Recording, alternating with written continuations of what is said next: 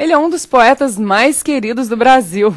Carlos Drummond de Andrade já ganhou até estátua no calçadão de Copacabana, no Rio de Janeiro. E muita gente que passa por lá faz questão de bater um papinho com o poeta.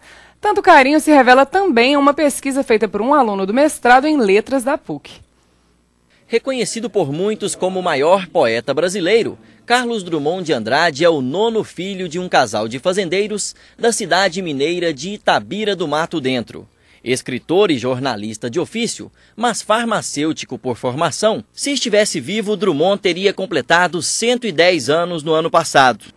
O professor Eurípedes Leôncio se formou em letras há 40 anos, na então Universidade Católica de Goiás. Sua monografia teve como tema o trabalho de Carlos Drummond. Hoje, sua dissertação de mestrado estuda ainda mais a fundo o poeta. A intenção minha é levar tanto essa dissertação como esse projeto que eu estou concorrendo na FAPEC para as escolas. Por quê? Porque você pode criar oficinas de literatura, de leitura e produção de texto, porque o Drummond não nasceu poeta. E quem lê o Drummond, entende, capta o Drummond, ele vai ficar no plano dele, porque o autor cria e o leitor recria. Drummond atuou como jornalista por muitos anos e passou por vários periódicos como o Diário de Minas, o Minas Gerais, o Estado de Minas e o Diário da Tarde. Sua poesia é marcada pelo solidarismo. A obra reflete a visão de um individualista comprometido com a realidade social. Drummond mistura a poesia culta com o nosso brasileirismo. Podemos colocar que o Drummond é o poeta maior, extraordinariamente poeta, aquele que conseguiu, captar a essência múltipla do homem e, com a sua obra, ajudar esse próprio homem a buscar um caminho na vida. A poesia de Drummond atravessou os tempos no século XX, mas em especial no segundo tempo do modernismo. No meio do caminho tinha uma pedra. Tinha uma pedra no meio do caminho. Tinha uma pedra. No meio do caminho tinha uma pedra. Nunca me esquecerei desse acontecimento, na vida de minhas retinas tão fatigadas. Nunca me esquecerei que no meio do caminho tinha uma pedra. Tinha uma pedra no meio do caminho. No meio do caminho tinha uma pedra. No meio do caminho foi publicado na revista de Antropofagia, na edição de número 3, e classificado por Mário de Andrade como formidável. Daí em diante foi um divisor de águas entre os tradicionalistas e os defensores do modernismo.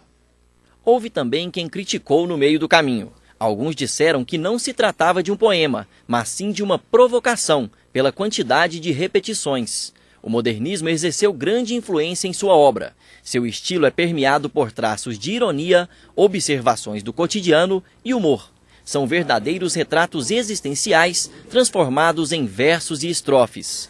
Depois de escrever uma análise da obra do poeta em um jornal de grande circulação em Goiás, o professor Eurípedes Leôncio recebeu uma carta de agradecimento de Drummond, que ele guarda com carinho até hoje. E nessa publicação eu recebi uma carta do Carlos Drummond dizendo que aquilo que eu havia publicado, ele então se sensibilizou e me agradeceu muito.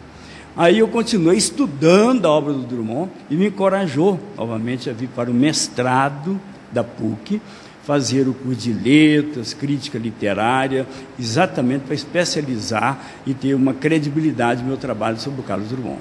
A poesia de Drummond é fácil e por isso popular, o que não quer dizer que seus poemas sejam superficiais. Uma de suas obras virou música nas mãos do artista Paulo Diniz. Em tempos de ditadura e repressão, E Agora José marcava a desesperança de um tempo que parecia eterno. Mais tarde, Carlos Drummond até afirmou que não conseguia mais ver seu poema sem a música que o completava. A noite esfriou, e agora José, e agora você. Drummond, o poeta que espia espiando. Este é o tema da dissertação de mestrado do professor Eurípedes Leôncio. Espia com S e espiando com X. O poeta que vê o mundo e paga por isso. Ou seja, o poeta que olha, que vê, que ironiza, que tem humor, que dá cambalhota de risada, mas que paga pena. Porque aí, então, ele se identifica com o ser humano também. Paga pena por ter visto e olhado. Então, aí chama Drummond, poeta que espia, espiando com X. Ele vê com S. Com X, ele paga pena por ter visto e olhado. Carlos Drummond de Andrade era o poeta que não queria ser moderno, mas eterno. Sua simplicidade, clareza e dramaticidade deixam viva sua obra.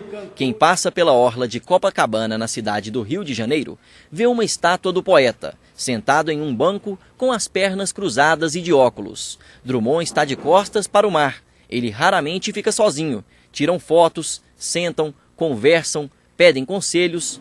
Drummond não gostava de aparecer. Dizia que tudo o que tinha para dizer já estava em sua obra.